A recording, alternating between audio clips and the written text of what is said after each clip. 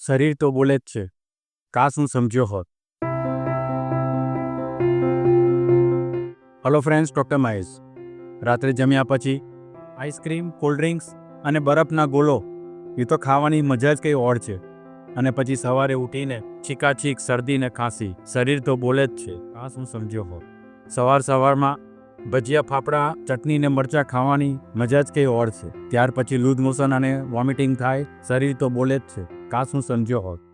રાત્રે જમવામાં હાંડવો, મુઠિયા અને ઢોકળા જો સ્વાદિષ્ટ બન્યા હોય તો દાબીને જ ખાઈ લેવાના.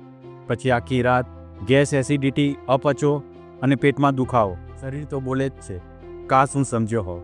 શરીરનું વજન વધે ત્યારે થાક લાગવો, દાદર ચડતા શ્વાસ ચડવું, શારીરિક કમજોરી આવવી, નપુંસકતા આવવી, સ્ત્રીઓમાં પીસીઓડી, કમરનો દુખાવો અને ઘૂંટણનો દુખાવો.